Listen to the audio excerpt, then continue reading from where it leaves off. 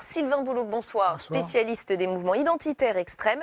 Vincent Cespedes, bonsoir et bienvenue, Bonsoir. philosophe et auteur de ce livre Télos et Mélos, 20 dialogues sur le mystère d'aimer.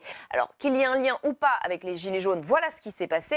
Début d'incendie dans la maison de Richard Ferrand, Assemblée nationale prise pour cible, échauffourée près du Sénat et même inscription insultante sur le Sénat, tag antisémite, Juden écrit sur une boutique Begelstein à Paris, église profanée notamment à Dijon.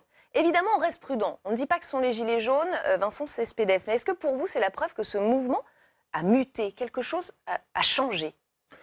Pas du tout. Moi, je suis connecté avec pas mal de Gilets jaunes et ça se passe très très bien.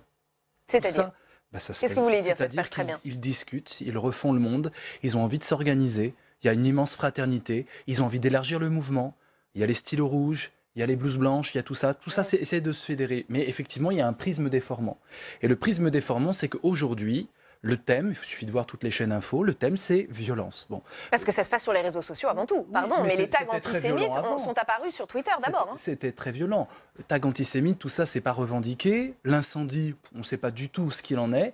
Je pense pas qu'il y ait des gilets jaunes qui approuvent ça. Moi, les dialogues que j'ai avec eux... C'est même certains, sûrement 90% des gilets jaunes. Donc, c'est pas les gilets jaunes. Donc voilà, c'est autre chose. Voilà. On peut pas, à chaque fois que le thème est violence, mettre tout sur le dos de ce mouvement, qui est un mouvement d'essence complètement pacifique. Leur but, c'est de vouloir décider et de ne pas donner ses pouvoirs de décision, au moins en termes de débat, à un meeting macronien qui veut rien dire et un sentiment de se faire humilier et pas écouter. Donc, pour moi, le mouvement des Gilets jaunes reste un mouvement pacifique de prise de pouvoir, de discuter de notre aventure française en commun et certainement pas ce que l'on voit qui est effectivement récupéré peut-être par des extrêmes. Nicolas Dupont-Aignan qui est allé très loin hier sur LCI, je vous fais réagir ensuite.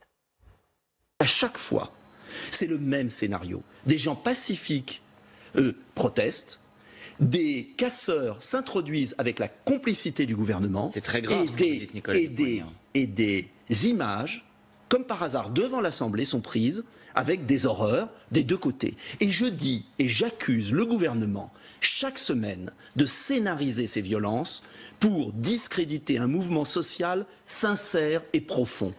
Vincent Cespedes. Moi, je pense pas du tout, mais c'est vrai que cette rhétorique, certains gilets jaunes la prennent comme ça, parce qu'ils font aussi leur école politique. Eux qui se disent apolitiques, ils ont conscience qu'il va falloir se politiser. On ne peut pas être du côté des oppresseurs ou du côté des opprimés en même temps. Prenons le cas de Christophe Détinger. Il était le boxeur. Quand on voit juste les images de violence, c'est atroce. Il frappe un policier.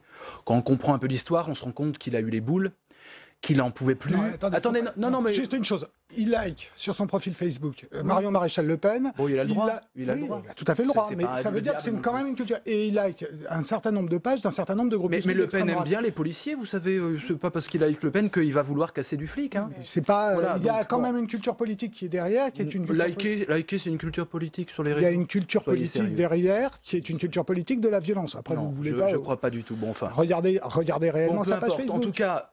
Bon, prenons quelque chose d'encore plus rationnel. Bon. Les premières interpellations, ni extrême droite ni extrême gauche, des gens qui venaient de province, première manifestation, ils ont été choqués par la violence policière, ils ne connaissaient pas ça, et ils sont devenus effectivement violents dans le feu de l'action. C'est ça, les premières interpellations. Donc il n'y a pas les casseurs d'à côté et les gentils gilets jaunes, il y a le peuple français précarisé qui est dans la rue, qui se prend la violence policière et qui réagit.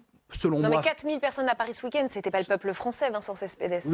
J'ai dit le peuple français précarisé parce qu'ils sont soutenus par les Français, soutenus. Et ça, c'est extraordinaire quand on réfléchit à ça. Deuxième chose, violence, ça veut rien dire politiquement la violence. Ce qui compte, c'est les rapports de force, on le sait bien. Arrêtons d'avoir la grille de lecture, je dirais, de la buzzmania. Violence.